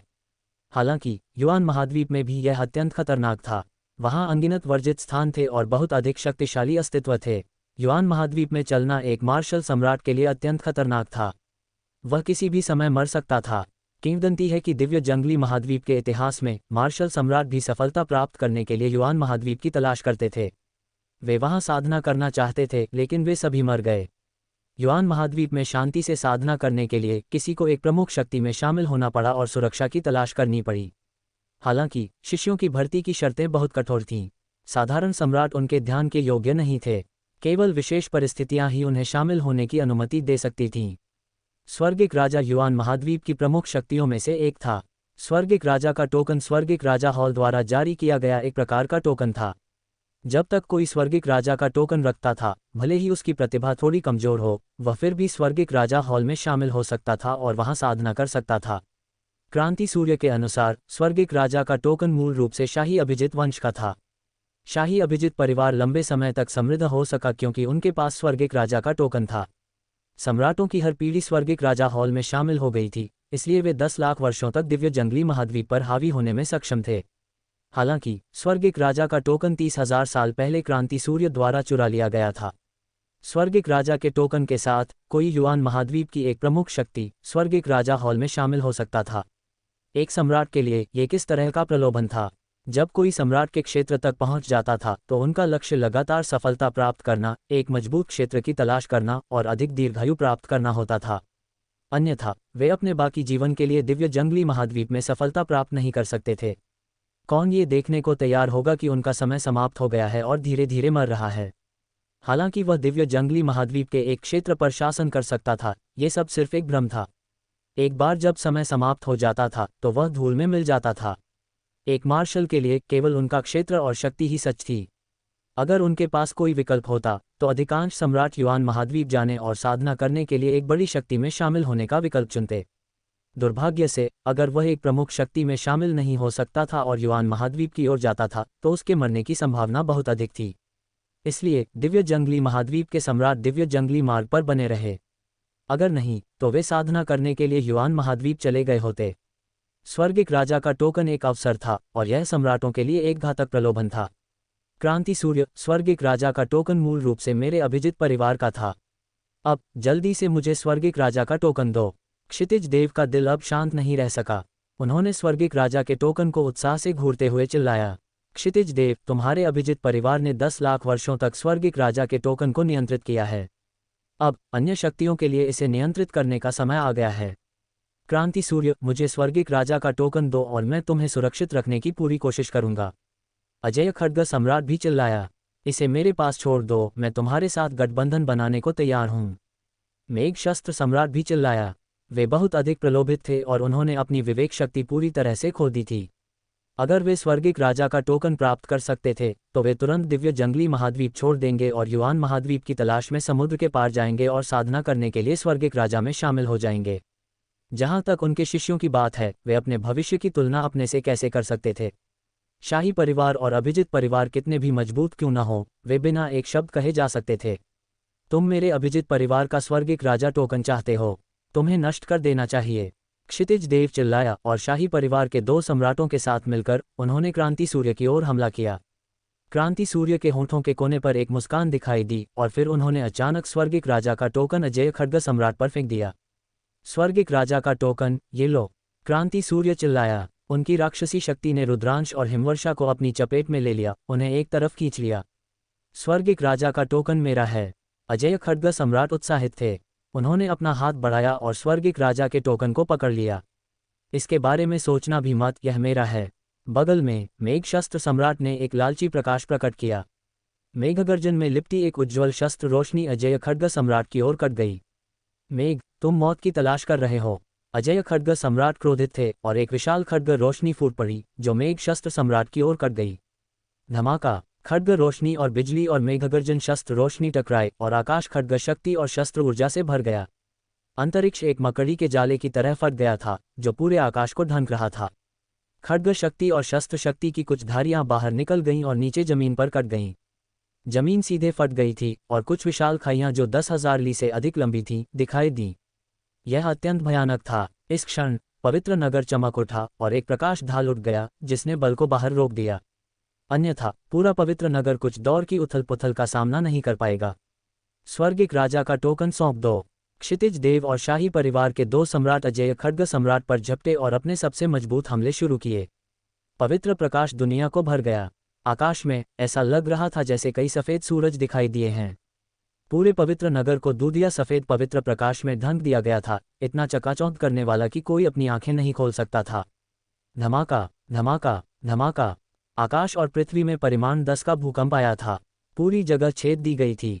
रुद्रांश ने दूर देखा और केवल कुछ ही आकृतियों को जंगली रूप से लड़ते हुए देखा। उन्होंने आकाश में ऊंचाई पर लड़ाई लड़ी और फिर अंधेरे अंतरिक्ष में चले गए। फूस, एक खड्ग रोशनी गलती से बाहर फैल गई और जमीन में जा धंसी। जमीन में अचानक एक अथाह गहरा खड्ग छेद दिखाई दिया। थोड़ी देर बाद लावा वास्तव में बाहर निकल आया। खड्ग ने पृथ्वी की पपड़ी को छेद दिया था। सम्राटों के बीच की लड़ाई एक पागलपन भरी हत्या थी। दृश्य बहुत चौंकाने वाला था। पवित्र नगर में अनगिनत लोग अवाक होकर देख रहे थे, ऐसे भयानक दृश्य से स्तब्ध थे। अगर पवित्र नगर में एक अतुलनीय रूप से शक्तिशाली सरनी इसकी रक्षा नहीं कर रही होती तो वे यहाँ खड़े होने की हिम्मत नहीं करते। एक बार जब वे आफ्टरशॉक से प्रभावित हो जाते तो यह एक मृतंत होता। आज जो कुछ भी हुआ वह हर किसी की उम्मीदों से परे था। आज की घटनाओं के नायक शामिल नहीं थे, लेकिन क्षितिज देव और अन्य सम्राटों के बीच एक तीव्र लड़ाई हुई थी। चलो चलते हैं, उनके पास किसी और चीज़ की परवाह करने का समय नहीं है। चलो अराजक क्षेत्र में चलते हैं और मेरे द्वारा छोड़े गए बैकअप को ढूंढते हैं। जब मैं वास्तव में अपनी सम्राट साधना को ठीक कर लेता हूं तो मुझे उनसे डरने की ज़रूरत नहीं होगी, क्रांति सूर्य ने कहा। फिर उन्होंने रुद्रांश और हिमवर्षा को अपने साथ लिया, अंतरिक्ष को फाड़ दिया और जगह से गायब हो गए। 3 दिन बाद एक खबर पूरे मध्य भारत और यहाँ तक कि चारों क्षेत्रों में फैल गई। 3 दिन पहले रुद्रांश पवित्र नगर गया था और अपनी भयानक युद्ध शक्ति प्रदर्शित करने वाला पहला व्यक्ति था। बाद में अराजक स्वर्ग के अफवाह वाले गिरे हुए विद्रोह वीर क्रांति सूर्य का पुनर्जन्म हुआ। उसे रुद्रांश ने पाताल राक्षस क्षेत्र से बचाया था, जिसके कारण शाही परिवार ने पीछा किया। पवित्र नगर में क्रांति सूर्य ने स्वर्गिक राजा का टोकन निकाला, जिसके कारण सम्राटों के बीच एक तीव्र लड़ाई हुई। वह लड़ाई इतनी तीव्र थी कि स्वर्ग और पृथ्वी टूट गए, सूरज और चंद्रमा मंद हो गए, और यह अत्यंत दुखद था। अंत में अजेय खड्ग सम्राट उस लड़ाई में शाही परिवार द्वारा मारा गया था। मेघ शस्त्र सम्राट गंभीर चोटों के साथ भाग गया, और स्वर्गिक राजा का टोकन शाही अभिजित परिवार के हाथों में चला गया। जैसे ही खबर फैली, बहुत से लोग दंग रह गए। जब क्रांति सूर्य का जन्म हुआ तो सम्राट एक दूसरे से लड़े, और उनमें से एक इसके कारण मर गया। एक सम्राट को युद्ध में गिरे हुए कई साल हो गए थे, लेकिन अब एक था। ये सब एक युवा रुद्रांश के कारण था। अंबर शस्त्र खड्ग पंथ निश्चित रूप से पागल हो जाएगा अगर एक सम्राट को मार दिया गया। ऐसा कहा जाता था कि पूरे अंबर शस्त्र खड्ग पंथ में 2 सम्राट थे। अब जब उनमें से एक शाही परिवार द्वारा मार दिया गया था, तो वे निश्चित रूप से बदला लेंगे। इसके अलावा स्वर्गिक राजा का टोकन एक खजाना था जिसने सभी मानव सम्राटों को ईर्ष्यालु बना दिया था। कौन सा सम्राट प्रलोभित नहीं होगा? अब जब यह शाही परिवार द्वारा प्राप्त कर लिया गया था, तो क्या अन्य सम्राट इसे जाने देंगे? यह असंभव था। सम्राटों के बीच की लड़ाई अभी शुरू हुई थी। जो आने वाला था वह निश्चित रूप से और भी तीव्र होगा, और स्वर्गिक राजा के टोकन के लिए लड़ाई और भी तीव्र होगी। शाही परिवार और अभिजित परिवार स्वर्गिक राजा के टोकन को रखने में सक्षम नहीं हो सकते हैं। बेशक ये रुद्रांश के लिए अधिक फायदेमंद था। शाही परिवार के पास अब उसकी देखभाल करने का समय नहीं था। वे अपने मामलों में व्यस्त थे। इसका सबसे सीधा प्रकटीकरण ये था कि स्वर्गिक यंत्र का प्रक्षेपण गायब हो गया था। ये स्पष्ट था कि शाही परिवार ने स्वर्गिक यंत्र के संचालन को रोक दिया था और स्वर्गिक राजा के टोकन की रक्षा कैसे करें, इस पर अधिक प्रयास खर्च करना चाहता था। लड़ो, अपने दिल की सामग्री से लड़ो। रुद्रांश मुस्कुराया, हवा में उठा और अराजक क्षेत्र की ओर उड़ गया। बहुत जल्द रुद्रांश अराजक क्षेत्र के क्षेत्र में उड़ गया। रुद्रांश को फिर से अराजक क्षेत्र में आए लगभग 2 साल हो गए थे। हालांकि रुद्रांश की साधना अब पहले जैसी नहीं थी। अराजक क्षेत्र में विभिन्न वर्जित क्षेत्र और शक्तिशाली अस्तित्व अब उसके लिए खतरा नहीं थे। रुद्रांश ने बिल्कुल भी धीमा नहीं किया और तेजी से आगे उड़ गया। नीचे एक शक्तिशाली हस्ती ने रुद्रांश के शरीर पर भयानक आभा को महसूस किया और तुरंत पीछे हट गया। उसने किसी भी आपदा को आकर्षित करने के डर से कोई हरकत करने की हिम्मत नहीं की। क्रांति सूर्य के मार्गदर्शन के बाद रुद्रांश लाखों मील तक उड़ गया, इससे पहले कि वह एक अंधेरे पर्वत श्रृंखला में आया। पहली नज़र में पर्वत श्रृंखला काली थी और राक्षसी शक्ति से भरी हुई थी। नीचे राक्षसी जीव भी घूम रहे थे। रुद्रांश ने अपनी ऊंचाई कम कर दी और आगे उड़ गया। गर्जना गर्जना, गाढ़ी राक्षसी शक्ति वाले कुछ राक्षसी जानवर गरजते थे और अपनी आंखों में एक खतरनाक चमक के साथ रुद्रांश पर झपटते थे। रुद्रांश ने एक कदम आगे बढ़ाया और कुछ राक्षसी जानवर टुकड़ों में कुचल दिए गए। रुद्रांश के शरीर से एक भयानक आभा निकली। हालांकि राक्षसी जानवरों में कम बुद्धि थी, वे अभी भी डर महसूस कर सकते थे और पीछे हट गए। रुद्रांश ने पूरे रास्ते में प्रवेश किया और अंत में एक गड्ढे पर आया। ये गड्ढा 100 मील के दायरे में था और इतना गहरा था कि नीचे नहीं देखा जा सकता था। राक्षसी शक्ति लगातार गड्ढे से रिसती थी, अत्यंत घनी। ये वह जगह थी जिसका क्रांति सूर्य ने उल्लेख किया था। राक्षसी शक्ति के एक चमक के साथ क्रांति सूर्य प्रकट हुआ। गड्ढे को देखते हुए उन्होंने बड़बड़ाया, 30,000 साल हो गए हैं। मुझे आश्चर्य है कि वे कैसे कर रहे हैं। चलो चलते हैं। ये कहने के बाद वह तुरंत गड्ढे में कूद गया और रुद्रांश ने भी उसका पीछा किया। गड्ढा बहुत गहरा था और वे लगभग 1000 मील नीचे उतरने के बाद ही नीचे पहुंचे। नीचे एक काले जादू का पत्थर था जिस पर जटिल रुद्राक्ष खुदे हुए थे। क्रांति सूर्य के हाथ चले और रुद्राक्ष राक्षसी पत्थर में प्रवेश कर गए। राक्षसी पत्थर चमकने लगा और अंत में फट गया। एक अंधेरा भंवर प्रकट हुआ। एक अंतरिक्ष द्वार। रुद्रांश एक नज़र में बता सकता था कि यह एक अंतरिक्ष द्वार था। चलो चलते हैं। क्रांति सूर्य अंतरिक्ष द्वार में प्रवेश करने वाला पहला व्यक्ति था, उसके बाद रुद्रांश था। अंतरिक्ष में एक चमक थी। अगले ही क्षण रुद्रांश ने पाया कि वे एक पहाड़ की चोटी पर दिखाई दिए थे। ऊपर देखते हुए चारों ओर विशाल पहाड़ थे और काली राक्षसी शक्ति अंतरिक्ष को भर रही थी। यह एक विमान था। क्रांति सूर्य ने जिस बैकअप का उल्लेख किया था वह वास्तव में एक विमान था। इसके अलावा यह विमान पाताल राक्षस क्षेत्र के समान था। राक्षसी शक्ति उमड़ रही थी और स्वर्ग और पृथ्वी राक्षसी शक्ति से भरे हुए थे, लेकिन स्वर्ग और पृथ्वी की आध्यात्मिक शक्ति और मूल शक्ति बहुत पतली थी। हिमवर्षा की आकृति उसकी भ्रूमध्य के बीच एक चमक के साथ दिखाई दी। हिमवर्षा ने अपने सामने के दृश्य को देखा और थोड़ी हैरान थी। उस समय मुझे डर था कि अगर मैं विफल हो जाता हूं तो मुझे दबा दिया जाएगा या गंभीर रूप से घायल कर दिया जाएगा, इसलिए मैंने इस आयाम को पाया और कुछ अधीनस्थों को इस जगह की रक्षा करने के लिए छोड़ दिया और मेरे ठीक होने के लिए एक जगह छोड़ दी। 30,000 साल हो गए हैं। मुझे आश्चर्य है कि यह अब कैसा है। क्रांति सूर्य ने समझाया। कौन है वहाँ? तुम मेरे असंख्य राक्षस रसातल में घुसने की हिम्मत कैसे करते हो? इस क्षण एक जोरदार चिल्लाहट हुई। दूर दर्जनों आकृतियां शीर्ष गति से उड़ गईं। राक्षसी शक्ति उनके शरीर को भर रही थी। वे वास्तव में सभी आत्मा भ्रूण क्षेत्र के मार्शल थे। पलक झपकते ही काले कवच में दर्जनों गठीले पुरुष रुद्रांश और बाकी लोगों के सामने दिखाई दिए। वे सभी ठंडी आंखों से उन्हें घूर रहे थे। हालांकि जब उनकी निगाहें क्रांति सूर्य पर पड़ीं तो उनके भाव नाटकीय रूप से बदल गए। उनके चेहरों पर अविश्वास दिखाई दिया और वे सभी चिल्ला उठे, पूर्वज राक्षस! ये पूर्वज राक्षस है! ये कैसे संभव है? राक्षस पूर्वज अभी भी जीवित है। उनमें से एक ने अपना हाथ भी लहराया, जिससे एक मूर्ति दिखाई दी। यह मूर्ति बिल्कुल क्रांति सूर्य जैसी दिखती थी और यह राक्षसी शक्ति से भरी हुई थी। साथ ही एक दबंग आभा भी थी जो दुनिया पर हावी होने में सक्षम लगती थी। ये वास्तव में राक्षस पूर्वज है। वे अविश्वास में चिल्लाए। तुम्हारा कमांडर कहाँ है? उसे बुलाओ, क्रांति सूर्य ने आदेश दिया। दर्जनों बख्तरबंद पुरुषों ने एक दूसरे को देखा। उनकी आंखों में अविश्वास था। वे जिस राक्षस पूर्वज की बात कर रहे थे वह क्रांति सूर्य था। जाहिर है वे विश्वास नहीं कर सकते थे कि क्रांति सूर्य 30,000 साल बाद भी जीवित था। कृपया एक पल रुकिए, हम जाकर अभी इसकी रिपोर्ट करेंगे, उच्चतम साधना वाले पुरुषों में से एक ने कहा, फिर मुड़ा और चला गया। बाकी लोग तेजी से पीछे हो लिए। दर्जनों काली राक्षसी रोशनी में बदल गए और गायब हो गए। हालांकि थोड़ी देर इंतजार करने के बाद कोई हरकत नहीं हुई। कोई नहीं आया। चलो चलते हैं और एक नज़र डालते हैं, क्रांति सूर्य ने कहा, माथे पर शिकन डालते हुए। रुद्रांश और हिमवर्षा ने सिर हिलाया और तीनों आगे उड़ गए। पहाड़ों के ऊपर से उड़ने के बाद उनके सामने एक अत्यंत विशाल शहर दिखाई दिया। इस क्षण विशाल शहर के चारों ओर विशेषज्ञ भरे हुए थे। बख्तरबंद योद्धा विशाल शहर की रखवाली कर रहे थे जैसे कि वे एक महान दुश्मन का सामना कर रहे थे। उनमें से 10 से अधिक थे जिनकी आभा अत्यंत भयानक थी। परम शक्तिशाली। ये 10 लोग सभी परम शक्तिशाली स्तर के थे। रुद्रांश को गुप्त रूप से झटका लगा। ऐसा लग रहा था कि क्रांति सूर्य ने जो जगह छोड़ी थी उसे कम करके नहीं आंका जाना चाहिए। वास्तव में इतने सारे शक्तिशाली लोग थे। बेशक ये विशेषज्ञ 30,000 साल पहले के लोग नहीं थे। वे निश्चित रूप से उन लोगों के वंशज थे। जैसे ही रुद्रांश और अन्य लोग पहुंचे, विशाल शहर में सभी की निगाहें क्रांति सूर्य पर पड़ीं, जिससे हंगामा हुआ। राक्षस पूर्वज! वह पौराणिक राक्षस पूर्वज के समान है। क्या ये वास्तव में राक्षस पूर्वज की वापसी हो सकती है? अविश्वसनीय! एक के बाद एक आवाज़ें सुनी गईं और वे सभी चौंक गए। परम शक्तिशाली विशेष रूप से चौंक गए थे। उनकी आभा मजबूत हो गई और उन्होंने क्रांति सूर्य को घूरना शुरू कर दिया। तुम्हारा कमांडर कहाँ है? वह कौन है? उसे बाहर आने और मुझसे मिलने के लिए कहो।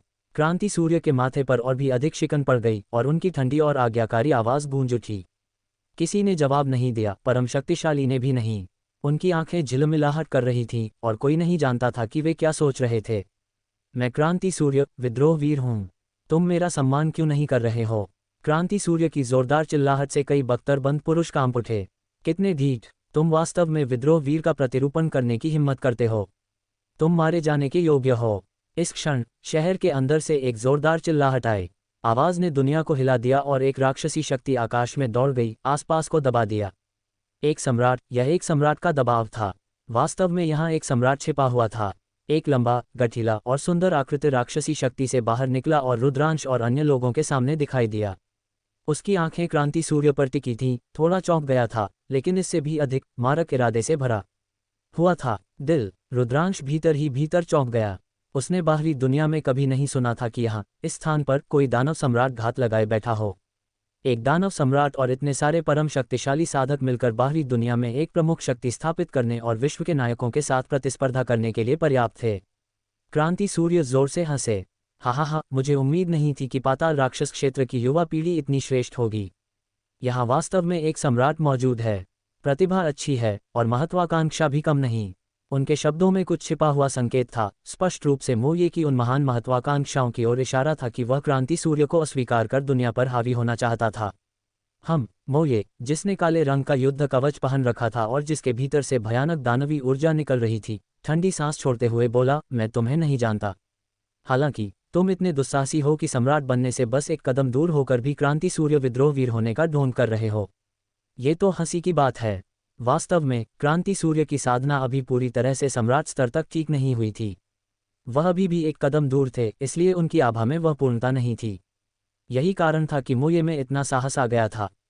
मोये ने अपने सामने खड़े 1 दर्जन से अधिक परम शक्तिशाली योद्धाओं की ओर देखा और चिल्लाया, तुम लोग आगे बढ़ो और परीक्षा लो कि इस व्यक्ति में ऐसी क्या क्षमता है जो वह क्रांति सूर्य विद्रोह वीर होने का नाटक कर रहा है। उन दर्जन भर परम शक्तिशाली योद्धाओं के चेहरे का रंग उड़ गया। एक पल के लिए भी कोई आगे बढ़ने की हिम्मत नहीं कर पाया और वे संकोच करने लगे। उन्होंने क्रांति सूर्य की मूर्तियां या चित्र देखे थे जिन पर उत्कीर्ण लेखों द्वारा उनकी दैवीय उपस्थिति और आभा को तराशा गया था। सामने खड़ा व्यक्ति उनसे लगभग मेल खाता था। वे वार करने की हिम्मत कैसे करते? कचरे का ढेर। जब मोये ने देखा कि परम शक्तिशाली योद्धा आगे आने का साहस नहीं कर रहे हैं तो वह ठंडी आवाज में चिल्लाया। क्रांति सूर्य आगे बढ़े, उनके शरीर से एक भयावह शक्तिशाली ऊर्जा उठ रही थी। इन्हें मौत के मुंह में मत भेजो। तुम महत्वाकांक्षी जरूर हो लेकिन अपनी युद्ध क्षमता से अनभिज्ञ। मुझे अपनी क्षमता का परीक्षण करने दो। असंख्य दानवी ऊर्जा क्रांति सूर्य के सिर के ऊपर एक दानवी बादल की तरह जमा हो गई। मोये ने चिल्लाया, तुम अभी सम्राट भी नहीं बने हो और मुझसे लड़ना चाहते हो? ये तो मौत को बुलावा देना है। दानव क्षेत्र। मोये के चारों ओर एक काले रंग का क्षेत्र दिखाई दिया जो नग्न आंखों से भी दिखाई दे रहा था। उसके केंद्र से फैलते हुए वह क्रांति सूर्य की ओर बढ़ा। ये हिमवर्षा के आकाश दानव शक्ति क्षेत्र के समान था लेकिन कहीं अधिक शक्तिशाली। एक काला क्षेत्र क्रांति सूर्य के शरीर से भी फैला। ये भी एक क्षेत्र था और वह भी केंद्र से बाहर की ओर फैल गया। दोनों के क्षेत्र 2 बुलबुलों की तरह थे। जब वे हवा में टकराए तो एक बहरा कर देने वाला धमाका हुआ। ये 2 क्षेत्रों के बीच का सीधा टकराव था। प्रहार। दानवी आकाश के 10 वार। मोये दहाड़ते हुए आगे बढ़ा। उसने अपनी मुट्ठी को भींचा और हर वार पर अपनी हथेली को बदलकर क्रांति सूर्य पर हमला किया। तोड़ो। क्रांति सूर्य का हमला अत्यंत सीधा था। उनके शरीर की मांसपेशियां एक दानवी हथियार की तरह फूल गईं और उन्होंने एक मुक्का मारा। एक ही मुक्के से मोये का क्षेत्र जोर से कांप उठा और लगभग भेद दिया गया। फिर क्रांति सूर्य की मुट्ठी मोये की हथेली से टकराई। आकाश गड़गड़ाहट की तरह फट गया और दोनों आकृतियां कांपकर पीछे हट गईं। अमर दानव काया, यह अमर दानव काया है। कुछ परम शक्तिशाली योद्धा सदमे में चिल्लाए। दिव्य वीरान महाद्वीप में दानवी मार्ग की साधना करने वाले कई लोग थे और 1 से अधिक सम्राट भी हुए थे। हालांकि पिछले 10 लाख वर्षों में केवल एक ही व्यक्ति था जिसने अमर दानव काया की साधना की थी और वह व्यक्ति क्रांति सूर्य थे। यहाँ तक कि क्रांति सूर्य सम्राट स्तर पर पूरी तरह से ठीक होने से बस एक कदम दूर थे, फिर भी वह अपनी अमर दानव काया और अपने युद्ध अनुभव के बल पर एक साधारण सम्राट से लड़ सकते थे। अंबर दानवी मार्ग, दुनिया में क्रांति लाओ। हालांकि मोये का इरादा और भी तीव्र हो गया था। उन्होंने एक अद्वितीय दानवी तकनीक का प्रदर्शन किया। अंतहीन दानवी ऊर्जा एकत्र हुई और एक भयानक आभा ने दुनिया को भर दिया, जैसे कि वह दुनिया को उलट पलट देगी। लेकिन क्रांति सूर्य की आंखें शांत थीं और उनमें व्यंग्य की एक हल्की सी झलक थी। उनका शरीर सीधे अंतहीन दानवी ऊर्जा के भीतर घुस गया। तुम मौत को बुलावा दे रहे हो। मोये का चेहरा भयंकर हो गया। वह क्रांति सूर्य पर हमला करने ही वाला था लेकिन अचानक उसका चेहरा बदल गया। अंतहीन दानवी ऊर्जा जोर से कांपने लगी। उसका शरीर भी बुरी तरह से कांप उठा। फिर उसने मुंह से खून थूका और उसका चेहरा पीला पड़ गया। क्रांति सूर्य बाहर निकले और उन्होंने मोये पर अपनी आकाश को ढक देने वाली हथेली से वार किया। धड़ाम। मोये का कवच टूट गया और हड्डियां टूटने की आवाज आई। लेकिन क्रांति सूर्य नहीं रुके। उन्होंने एक और मुक्का मारा। इस मुक्के ने मोये के शरीर का आधा हिस्सा तोड़ दिया। अंबर दानवी मार्ग मेरे द्वारा बनाया गया था। जब मैंने इसे पाताल राक्षस क्षेत्र को सौंपा था तो मैंने बहुत पहले ही इसमें एक दोष छोड़ दिया था। मुझे डर था कि पाताल राक्षस क्षेत्र या उसके वंशज एक दिन विद्रोह कर सकते हैं। क्रांति सूर्य की आवाज़ अत्यंत ठंडी थी। मोये ने जब अंबर दानवी मार्ग का उपयोग किया था तब क्रांति सूर्य ने उसकी कमजोरी पकड़ ली थी और उसे गंभीर रूप से घायल कर दिया था। क्रांति सूर्य ने पहले से ही एक बैकअप योजना तैयार रखी थी। क्रांति सूर्य ने अपने पंजों से मोये की गर्दन पकड़ ली। उन्होंने ठंडी हत्या की मंशा के साथ कहा, देशद्रोहियों को मार डालना चाहिए। नहीं, कृपया मुझे क्षमा करें दानव पूर्वज, कृपया मुझे क्षमा करें। ये सब एक गलतफहमी है।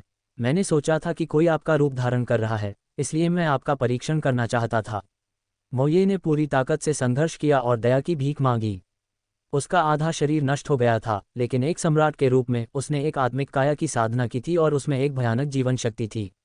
आधे शरीर के नष्ट होने पर भी वह जल्दी से ठीक हो सकता था। ओह, क्या ऐसा है? क्रांति सूर्य की आंखें अभी भी ठंडी थीं और उनके चेहरे पर हल्की सी मुस्कान थी। हाँ, अगर मुझे पता होता कि आप दानव पूर्वज अवतरित हुए हैं तो आप मुझे 10,000 हिम्मत भी देते तो भी मैं वार करने की हिम्मत नहीं करता।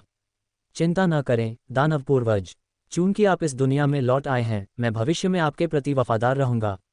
मोये चिल्लाया। ओह, सच में? मूल रूप से मैं एक देशद्रोही को मार डालता, लेकिन अब मुझे लोगों की ज़रूरत है, इसलिए मैं तुम्हारी जान बख्श सकता हूँ।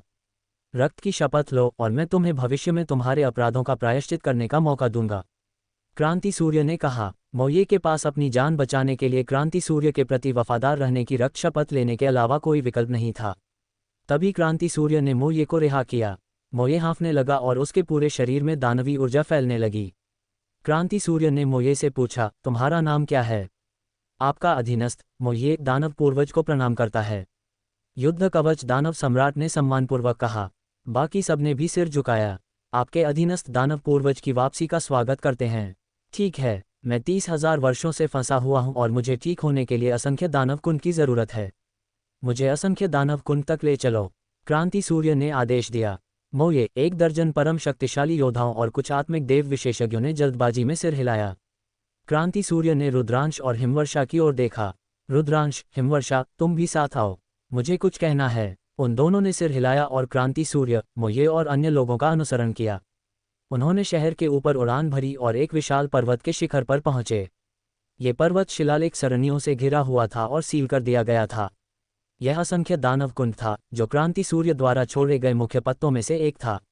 हिमवर्षा, मैंने कहा था कि अगर तुम मुझे बचाओगी तो मैं तुम्हें अपनी विरासत सौंप दूंगा। मैं अपने वचन से पीछे नहीं हटूंगा। इतना कहकर क्रांति सूर्य ने अपनी उंगली हिमवर्षा के माथे पर रखी। एक काली रोशनी चमकी और गायब हो गई। मैंने तुम्हें अपने जीवन का साधना अनुभव और मैंने जो दानवी कलाएं विकसित की हैं वे सौंप दी हैं। हालांकि हर किसी का रास्ता अलग होता है। तुम इससे सीख सकती हो लेकिन नकल नहीं कर सकती। साथ ही यहाँ एक दानवी महल है, तुम उसमें प्रवेश करके साधना कर सकती हो। ये तुम्हारी साधना के लिए बहुत फायदेमंद होगा। क्रांति सूर्य ने कहा। हिमवर्षा ने अपनी आंखें बंद कर लीं और एक पल के लिए महसूस किया। फिर उसने सिर हिलाया और हाथ जोड़कर कहा, बहुत बहुत धन्यवाद वरिष्ठ। क्रांति सूर्य हंसे। हाँ, हालांकि हम 30,000 से अधिक वर्षों से अलग थे, हमारा भाग्य समान है। औपचारिक होने की जरूरत नहीं है। रुद्रांश का दिल धड़क उठा। ये क्रांति सूर्य अपने वचन का पक्का आदमी था। सच कहूं तो हालांकि रुद्रांश के मन में क्रांति सूर्य की शक्ति को उधार लेने का विचार था, वह हमेशा क्रांति सूर्य से सतर्क रहा था। इस समय उसकी सतर्कता थोड़ी कम हो गई थी। इस क्षण क्रांति सूर्य ने रुद्रांश की ओर देखा। उनकी हथेली में दानवी ऊर्जा जमा हुई और एक काले टोकन में संघनित हो गई। उन्होंने इसे रुद्रांश को सौंप दिया, फिर मोये और अन्य लोगों की ओर मुड़े। भाई रुद्रांश मेरे उपकारी हैं। अब से उन्हें देखना मुझे देखने के समान है। वह असंख्य दानव कुंड में कहीं भी स्वतंत्र रूप से जा सकते हैं।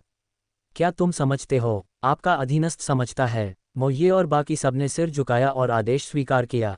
इसके अलावा अब बाहरी दुनिया में अराजकता है, लोगों को बाहरी दुनिया पर नजर रखने के लिए भेजो। जब मैं असंख्य दानव कुंड से बाहर आऊंगा तो मैं तुम्हें असंख्य दानव कुंड से बाहर ले जाऊंगा और दिव्य वीरान महाद्वीप पर हावी हो जाऊंगा। क्रांति सूर्य ने आत्मविश्वास से भरे हुए स्वर में जोर से घोषणा की। दानव पूर्वज अजय हैं, हम दानव पूर्वज के आदेशों का पालन करेंगे। मोये और बाकी सबने एक बार फिर सिर झुकाया। क्रांति सूर्य ने सिर हिलाया, फिर पर्वत के केंद्र की ओर मुड़े और आगे बढ़े। संरचनाओं ने उन्हें पहचान लिया और उन्होंने कोई प्रतिक्रिया नहीं दी। जल्द ही वह गायब हो गए। मोये और अन्य लोग भीतर ही भीतर चौंक गए। असंख्य दानव कुंड की संरचना अत्यंत भयानक थी। मोये जैसा सम्राट भी इसे भेद नहीं सकता था। हालांकि क्रांति सूर्य आसानी से इसमें प्रवेश कर गए थे। ये स्पष्ट था कि यह क्रांति सूर्य द्वारा छोड़ा गया एक बैकअप प्लान था। मोये ने रुद्रांश और हिमवर्षा की ओर देखकर मुस्कुराया। युवा स्वामी रुद्रांश, देवी हिमवर्षा, दानव पूर्वज को ठीक होने में समय लगेगा। आप दोनों स्वतंत्र रूप से घूम सकते हैं। अगर आपको किसी भी चीज़ की ज़रूरत हो तो बस मुझे ढूंढ लें। वह बता सकता था कि क्रांति सूर्य रुद्रांश और हिमवर्षा को बहुत महत्व देते थे। उन्होंने तो हिमवर्षा को सबके सामने अपनी कलाएं भी सौंप दी थीं। स्वाभाविक रूप से उन्हें सम्मान के साथ व्यवहार करना पड़ा। दानव सम्राट बहुत विनम्र हैं, कृपया आगे बढ़ें। अगर कुछ होगा तो मैं आकर आपको परेशान करूंगा। रुद्रांश मुस्कुराया। ठीक है, तो आप दोनों आगे बढ़ें और घूमें, हम आपको और परेशान नहीं करेंगे, मोये ने कहा। फिर वह दूसरों के साथ वहां से चला गया और लोगों को बाहर जाकर जानकारी इकट्ठा करने का प्रबंध करने लगा। हिमवर्षा, चलो टहलने चलें। रुद्रांश ने हिमवर्षा का हाथ पकड़ा और कहा। ठीक है। हिमवर्षा ने सिर हिलाया। वे दोनों हाथ पकड़कर हवा में चल रहे थे, लापरवाही से घूम रहे थे। इस समय के दौरान वे भाग दौड़ में लगे रहे थे और एक दूसरे को अच्छी तरह से जान नहीं पाए थे। एक पर्वत शिखर पर वे दोनों एक दूसरे से सटकर बैठ गए, साफ हवा का आनंद लेते हुए। वे दोनों चुपचाप इस शांति और सुकून का मजा ले रहे थे। पलक झपकते ही 3 दिन बीत गए थे। इन 3 दिनों में उन्होंने साधना नहीं की और बस चुपचाप एक साथ समय बिताया। 3 दिन बाद हिमवर्षा दानवी महल में साधना के लिए चली गई। वे दोनों अच्छी तरह से जानते थे कि दिव्य वीरान महाद्वीप जल्द ही अराजकता में डूबने वाला था। ऐसे माहौल में एकमात्र तरीका यह था कि वे अपने साधना स्तर को ऊंचा करें। यही नींव थी, सब कुछ की जड़ थी। अन्यथा वे जल्द या बाद में पानी में डूब जाएंगे। उन अधिपति शक्तियों की तुलना में वे अभी भी बहुत कमजोर थे। क्रांति सूर्य के संबंध में वे अच्छी तरह से जानते थे कि यह केवल हितों का आदान प्रदान था। उन्होंने क्रांति सूर्य को बचाया था और क्रांति सूर्य उन्हें 1 या 2 बार मदद कर सकता था, लेकिन ये लंबे समय तक नहीं चलेगा। अंत में उन्हें अभी भी खुद पर निर्भर रहना था। हालांकि हिमवर्षा के एकांत में जाने से पहले रुद्रांश ने उसे देवद्वार की 9 मोहरें सिखा दी थीं। देवद्वार की 9 मोहरों की साधना करने के बाद हिमवर्षा की युद्ध शक्ति मजबूत हो जाएगी। हिमवर्षा दानवी हॉल में एकांतवास में चली गई। रुद्रांश असंख्य दानव कुंड से कुछ दूर एक पर्वत शिखर पर था, एकांतवास में साधना की तैयारी कर रहा था। हालांकि एकांतवास में जाने से पहले अभी भी एक काम बाकी था। अपने हाथ की एक लहर के साथ भंडारण के छल्ले का एक ढेर दिखाई दिया। ये भंडारण के छल्ले उन दुश्मनों द्वारा छोड़े गए थे जिन्हें उसने इस समय के दौरान मार डाला था। उनमें से कई उच्च स्तरीय आत्मिक देव शक्तिशालियों द्वारा छोड़े गए थे। रुद्रांश ने इस बार उन सभी को गिना नहीं था। अब जब उसके पास समय था तो वह एक नज़र डाल सकता था। एक विचार के साथ रुद्रांश पर्वत नदी चित्र में प्रवेश कर गया और भंडारण के छल्ले में वस्तुओं को छांटना और गिनना शुरू कर दिया। गिनने के बाद रुद्रांश मानसिक रूप से तैयार होने के बावजूद धन की मात्रा से दंग रह गया। 1 अरब से अधिक कच्चे रत्न थे। 1 अरब कच्चे रत्न, ये कितनी भयानक मात्रा में धन था। हाँ, यह मेरे लिए लंबे समय तक उपयोग करने के लिए पर्याप्त है। रुद्रांश बहुत खुश था। इसके अलावा विभिन्न ग्रेड के इरादे वाले क्रिस्टल भी थे जो सभी चौंकाने वाले रूप से मूल्यवान थे। रुद्रांश के लिए कुछ निम्न ग्रेड, मध्य ग्रेड और यहाँ तक कि उच्च ग्रेड गहन अर्थ वाले क्रिस्टल का कोई उपयोग नहीं था, लेकिन वह उन्हें लुकुल, हुआची और अन्य लोगों के लिए छोड़ देगा। वे उनके लिए बहुत उपयोगी होंगे। इसके अतिरिक्त सभी प्रकार की आत्मिक गोलियां, आत्मिक औषधियां, आत्मिक जड़ी बूटियां, आत्मिक हथियार और इसी तरह की चीजें थीं। आखिरकार उनमें दर्जनों उच्च स्तरीय आत्मिक देव शक्तिशाली लोग थे।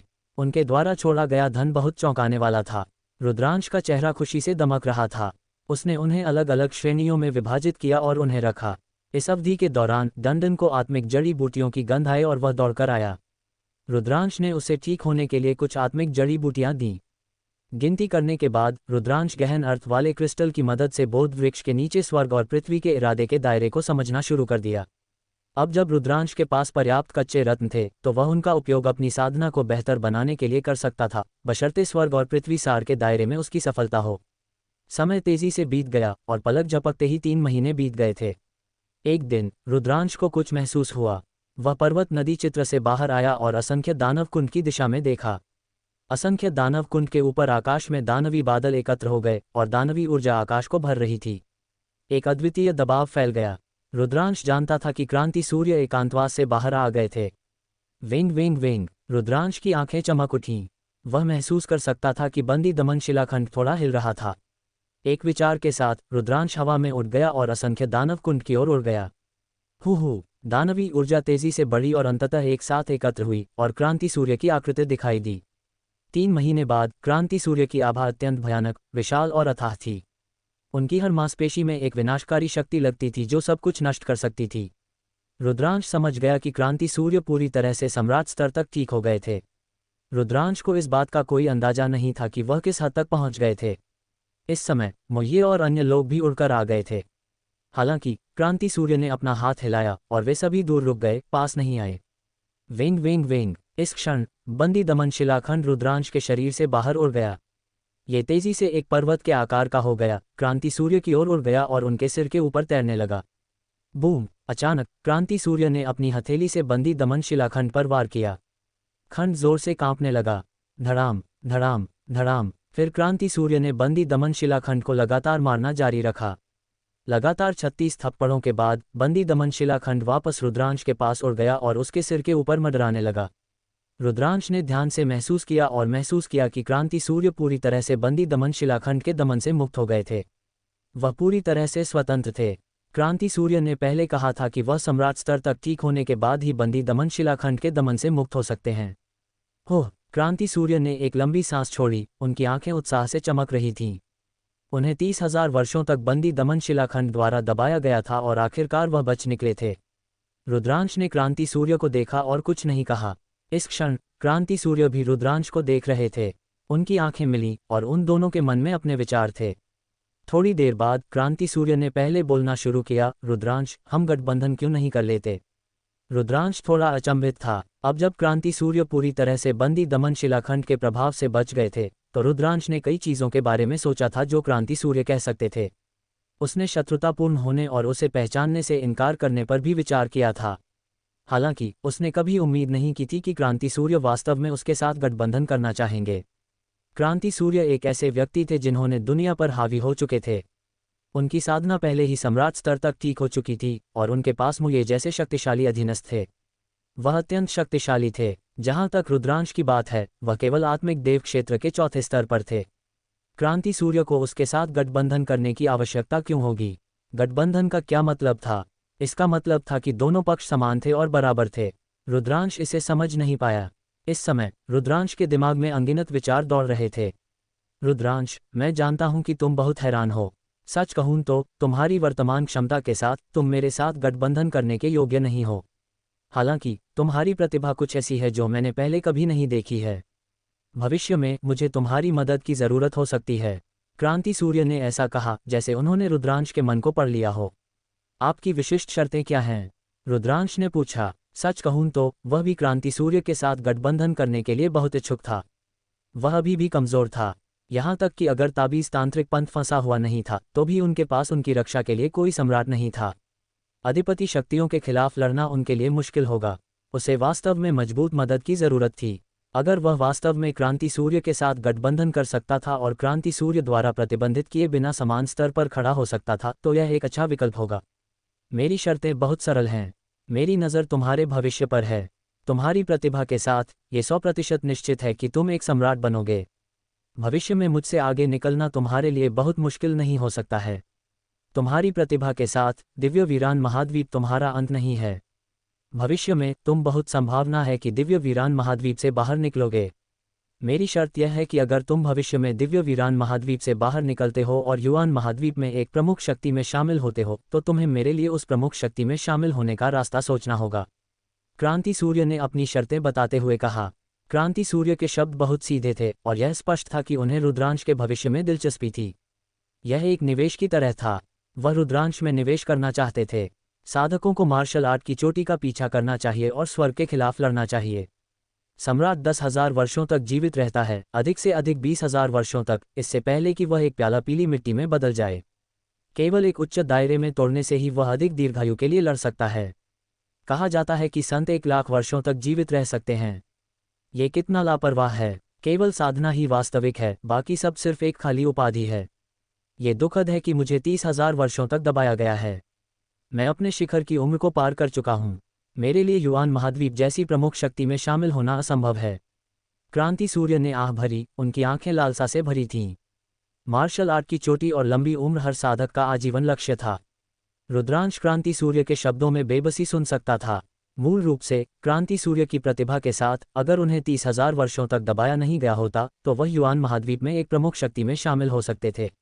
लेकिन अब यह असंभव था। उन्हें मदद की जरूरत थी। इसलिए उन्होंने रुद्रांश के सामने ऐसी शर्त रखी। रुद्रांश की प्रतिभा अतीत में उनकी तुलना में अधिक थी। रुद्रांश, यह मेरी शर्त है। अगर तुम इससे सहमत हो तो हम गठबंधन करेंगे और समान स्तर पर होंगे। मेरी शक्ति तुम्हारी है। मैं तुम्हें मजबूत दुश्मनों से निपटने में मदद कर सकता हूँ। मुझे यकीन है कि तुमने इस रास्ते पर कई मजबूत दुश्मनों को नाराज किया है। क्रांति सूर्य ने रुद्रांश को घूरते हुए कहा। ठीक है, मैं आपसे वादा करता हूँ। रुद्रांश ने एक पल सोचा और सिर हिलाया। क्रांति सूर्य ने इसे बहुत स्पष्ट कर दिया था। वास्तव में ये हितों का आदान प्रदान था। कभी कभी रुद्रांश हितों के आदान प्रदान में अधिक विश्वास करने को तैयार था। यह अधिक वास्तविक था। रुद्रांश को यह विश्वास नहीं था कि क्रांति सूर्य ने उसे बचाने के लिए, धन्यवाद देने के लिए उसके साथ गठबंधन करने के लिए सहमति व्यक्त की थी। ठीक है, क्रांति सूर्य बहुत खुश हुए।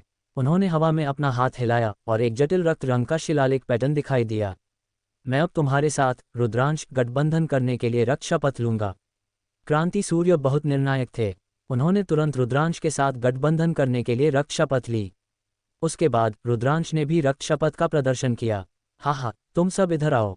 क्रांति सूर्य मोये और अन्य लोगों की ओर मुड़े। मोये और बाकी सब उड़कर आए। जैसा कि तुम देख सकते हो, रुद्रांश और मैंने गठबंधन कर लिया है और समान स्तर पर हैं। मैं घोषणा करता हूं कि अब से रुद्रांश और मैं सर्वोच्च कमांडर होंगे। उनके पास मेरे समान ही अधिकार होगा। भविष्य में जब तुम उन्हें देखोगे तो यह मुझे देखने के समान होगा। क्या तुम समझते हो? क्रांति सूर्य ने आदेश दिया। आपका अधीनस्थ समझता है। हालांकि मुझे और बाकी सबके मन में हजारों सवाल थे, वे केवल सिर हिला सकते थे। क्या इस युवा का प्रतिभा वास्तव में दानव पूर्वज से अधिक थी? मोये और बाकी सबको विश्वास करना मुश्किल लगा। मोये, इस समय के दौरान तुमने लोगों को बाहरी दुनिया के बारे में जानकारी इकट्ठा करने के लिए भेजा है। अब मध्य महाद्वीप में क्या स्थिति है? क्रांति सूर्य ने पूछा। अराजकता है। बाहरी दुनिया में अराजकता है। तुरंत मोये ने इस अवधि के दौरान एकत्र की गई जानकारी का परिचय देना शुरू कर दिया।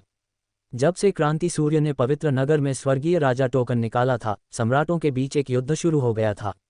वुजू और वुहुआन की मृत्यु ने दुनिया को चौंका दिया था। उसके बाद मध्य महाद्वीप के विभिन्न अधिपति शक्तियों के सम्राट सभी बाहर निकल आए और पवित्र नगर में एकत्र हो गए, स्वर्गीय राजा टोकन के लिए लड़ना चाहते थे। अंत में शाही परिवार को स्वर्गीय राजा टोकन सौंपने के लिए दबाव डाला गया था। इसके परिणामस्वरूप सम्राटों के बीच एक धरती को हिला देने वाला युद्ध हुआ। उस लड़ाई को क्रांति सूर्य के 30,000 साल पहले के विद्रोह के बाद से सबसे तीव्र और क्रूर लड़ाई कहा जा सकता है। लड़ाई में 20 से अधिक सम्राट थे और यह एक भयानक लड़ाई थी। उस लड़ाई में कई सम्राट घायल हुए थे और उनमें से 2 की तो मौके पर ही मौत हो गई थी। अंत में स्वर्गीय राजा टोकन स्वर्ग दमन दैवीय सेना के हाथों में चला गया। इस लड़ाई के बाद मध्य महाद्वीप पूरी तरह से अराजकता में था। सबसे पहले शाही परिवार शी परिवार ने अपने सहयोगियों को इकट्ठा किया और स्वर्ग दमन दैवीय सेना पर हमला करने के लिए एक बड़ी सेना भेजी। स्वर्ग दमन दैवीय सेना भी पीछे नहीं हटी, उसने भी अपने सहयोगियों के साथ मिलकर शाही परिवार के खिलाफ लड़ने के लिए सेना को जुटाया। अन्य अधिपति शक्तियां जो दोनों शक्तियों के बीच की लड़ाई में शामिल नहीं थीं, उन्होंने भी एक दूसरे पर हमला करना शुरू कर दिया। अतीत में हालांकि प्रमुख शक्तियों के बीच लगातार घर्षण था, फिर भी इसे एक छोटे पैमाने पर नियंत्रित किया गया था और एक नाजुक संतुलन बनाए रखा गया था। हालांकि स्वर्गीय राजा टोकन के लिए लड़ाई ने संतुलन को पूरी तरह से तोड़ दिया था। शाही परिवार और शी परिवार एक दूसरे के खिलाफ लड़ रहे थे और शेष अधिपति शक्तियों ने भी अपनी ताकत का विस्तार करने का अवसर लिया। मध्य महाद्वीप में लगभग सभी शक्तियां इसमें शामिल थीं। जी परिवार और स्काई ईगल महल को सबसे अधिक नुकसान उठाना पड़ा।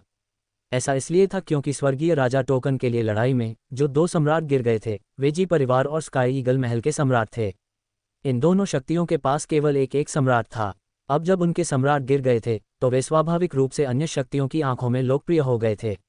अब तक ये दोनों अधिपति शक्तियां पहले ही नष्ट हो चुकी थीं। मध्य महाद्वीप की 18 अधिपति शक्तियों में से केवल 16 ही बची थीं। एक अधिपति शक्ति का इस तरह नष्ट हो जाना कितना क्रूर था? रुद्रांश ने पूछा। अराजक क्षेत्र के आसपास की शक्तियां कैसी हैं? मोये ने ईमानदारी से जवाब दिया। रक्तखंडहर और उत्प्लवन पर्वत पंथ अराजक क्षेत्र के सबसे करीब हैं। ईगल किंग की मृत्यु के बाद रक्तखंडहर सबसे पहले प्रतिक्रिया करने वाला था। उन्होंने तुरंत एक सेना भेजी ताकि स्काई ईगल महल पर हमला किया जा सके और अधिकांश क्षेत्र को विभाजित किया जा सके। स्काई ईगल महल के कुछ विशेषज्ञ भी रक्तखंडहर के सामने आत्मसमर्पण कर चुके थे, जिसने उनकी ताकत में काफी सुधार किया। अब रक्तखंडहर उत्प्लवन पर्वत पंथ के साथ लड़ रहा है। ऐसा लगता है कि रक्तखंडहर ने तो उत्प्लवन पर्वत पंथ के मुख्यालय पर भी हमला कर दिया है। रक्तखंडहर। रुद्रांश की आंखों में ठंडी चमक आ गई। रक्तखंडहर हमेशा से ही उससे बैर रखता था। अन्य क्षेत्र कैसे हैं? क्या वे लड़े? क्रांति सूर्य ने पूछा। उत्तरी मैदान युद्ध में उतर गया है। जब विभिन्न सम्राट स्वर्गीय राजा टोकन के लिए लड़ रहे थे तो उत्तरी मैदान के सम्राटों ने भाग लिया था, लेकिन अब उत्तरी मैदान एक आंतरिक युद्ध में लगता है। उत्तरी मैदान में विभिन्न शक्तियां एक दूसरे से लड़ रही हैं। उन्होंने मध्य महाद्वीप के मामलों में हस्तक्षेप नहीं किया। हालांकि पश्चिमी रेगिस्तान, दक्षिणी पाताल और पूर्वी बंजक क्षेत्र ने लड़ाई में भाग नहीं लिया है और किसी भी सम्राट ने स्वर्गीय राजा टोकन को छीनने की कोशिश नहीं की है। मोये ने जवाब दिया। न तो दक्षिणी पाताल और न ही पूर्वी बंजक क्षेत्र ने लड़ाई में भाग लिया है। रुद्रांश और क्रांति सूर्य थोड़े हैरान थे। पश्चिमी रेगिस्तान का न लड़ना अभी भी स्वीकार्य था, क्योंकि पश्चिमी रेगिस्तान का इतिहास बहुत लंबा था। ऐसी अफवाहें थीं कि पश्चिमी रेगिस्तान की एक विशाल पृष्ठभूमि थी और यह समुद्र से संबंधित लगता था। हालांकि यह अजीब था कि न तो दक्षिणी पाताल और न ही पूर्वी बंजक क्षेत्र ने कोई सम्राट भेजा था। यह विशेष रूप से दक्षिणी पाताल के अंडरवर्ल्ड के सम्राटों के लिए सच था। वे सभी अत्यंत शक्तिशाली, भयावह, रक्तपिपासु और लालची थे। स्वर्गीय राजा टोकन के सामने वह वास्तव में उदासीन था। पूर्वी महाद्वीप का सम्राट शामिल नहीं हुआ। ये बहुत असामान्य था। रुद्रांश ने थोड़ी देर सोचने के बाद क्रांति सूर्य से पूछा, वरिष्ठ, अब हमें क्या करना चाहिए? क्रांति सूर्य हंसे, उत्तरी मैदान की ओर। हाँ, मैं तुम्हें बता दूं, मेरे पास उत्तरी मैदान में एक बैकअप प्लान है। उत्तरी मैदान की अधिपति शक्ति दानव देव घाटी उनमें से एक है। हम पहले उत्तरी मैदान जाएंगे और वहां की सभी शक्तियों को एकजुट करेंगे, फिर हम पर्वत पर बैठकर बाघों को लड़ते हुए देखेंगे। मध्य महाद्वीप में स्थिति देखने के बाद हम योजनाएं बनाएंगे। रुद्रांश भीतर ही भीतर चौंक गया। दूसरा पक्ष वास्तव में विद्रोह वीर था। उन्होंने प्राचीन पवित्र राजवंश को भी, जो अपने चरम पर था, अलग कर दिया था। वह वास्तव में अथाह थे। यहाँ तक कि उन्हें दबाए जाने पर भी उन्होंने बैकअप योजनाओं की एक श्रृंखला छोड़ दी थी। रुद्रांश ने कहा, लेकिन उत्तरी मैदान जाने के लिए हमें अधिपति शक्तियों के अंतरक्षेत्रीय टेलीपोर्टेशन गठन का उपयोग करना होगा। अब जब युद्ध है तो कौन हमारे अंतरक्षेत्रीय टेलीपोर्टेशन गठन का उपयोग करना चाहेगा? हमें उनके अंतरक्षेत्रीय टेलीपोर्टेशन गठन का उपयोग करने के लिए अधिपति शक्तियों में से एक को नष्ट करना होगा। रुद्रांश बता सकता था कि समस्या क्या थी। हाँ, ये सही है। इसलिए हमें रक्त खंडहर और उत्प्लवन पर्वत पंथ में से एक को नष्ट करना होगा। रुद्रांश, तुम्हें क्या लगता है कि हमें किसे नष्ट करना चाहिए? क्रांति सूर्य ने कहा। रुद्रांश ने कहा, आइए रक्त खंडहर को नष्ट करें। मेरा उत्प्लवन पर्वत पंथ के साथ एक इतिहास है। हो सकता है कि हम गठबंधन कर सकें। ठीक है, चलो रक्त खंडहर को नष्ट करते हैं। मोये, सेना को इकट्ठा करो और तुरंत रवाना हो जाओ। क्रांति सूर्य ने आदेश दिया। मोये और बाकी सब सेना को इकट्ठा करने चले गए, जबकि रुद्रांश हवा में टहलते हुए एक ऊंचे प्राचीन हॉल के सामने पहुंचे। ये प्राचीन महल दानवी महल था, जहां हिमवर्षा एकांतवास में थी। रुद्रांश के आने के तुरंत बाद हिमवर्षा प्राचीन हॉल के प्रवेश द्वार पर दिखाई दी। रुद्रांश ने हिमवर्षा का हाथ पकड़ा। हिमवर्षा, चलो चलते हैं। मैं तुम्हें पूर्वी महाद्वीप वापस ले जाऊंगा। रुद्रांश का इस लड़ाई के लिए एक और उद्देश्य था। यदि रक्त खंडहर नष्ट हो जाता है तो रुद्रांश अंतरक्षेत्रीय टेलीपोर्टेशन गठन का उपयोग करके ताबीज तांत्रिक पंथ के साथ जुड़ सकता है। उस स्थिति में ताबीज तांत्रिक पंथ सीधे रक्त खंडहर तक लोगों को टेलीपोर्ट करने के लिए अंतरक्षेत्रीय टेलीपोर्टेशन गठन का उपयोग कर सकता है। उस स्थिति में ताबीज तांत्रिक पंथ अपनी समस्याओं को हल करने में सक्षम होगा। यहाँ तक कि अगर सम्राट यिन और यांग गठन को तोड़ता है तो भी वह डरेगा नहीं। इसके अलावा रुद्रांश ये भी देखना चाहता था कि क्या वह सम्राट यी से छुटकारा पाने के लिए क्रांति सूर्य और मोये, दो दानव सम्राटों की शक्ति का उपयोग कर सकता है। अगर वह सम्राट यी से छुटकारा पा सकता है तो वह भविष्य की सभी परेशानियों से छुटकारा पा लेगा। रुद्रांश, क्या क्रांति सूर्य ठीक हो गए हैं? हिमवर्षा ने चिंता से भरी आंखों से पूछा।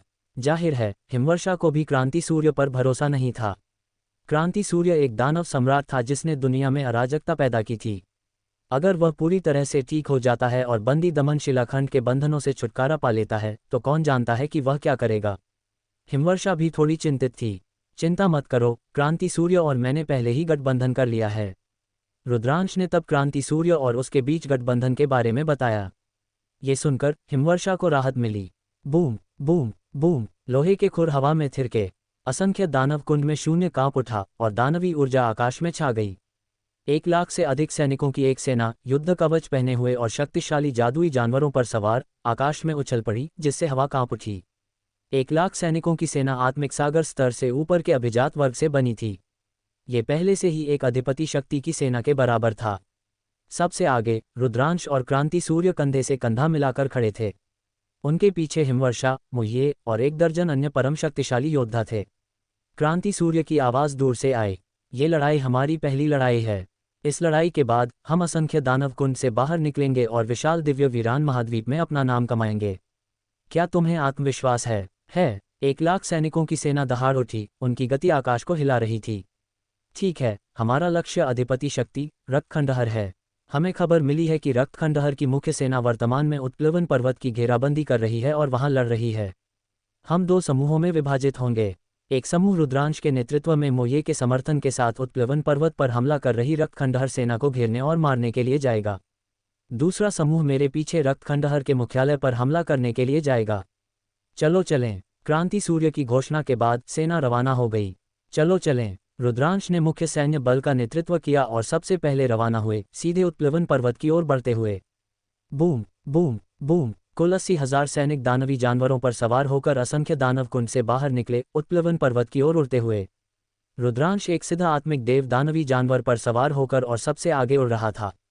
जैसे ही उसने अपने पीछे की सेना को देखा, उसकी आंखें प्रत्याशा से भर गईं।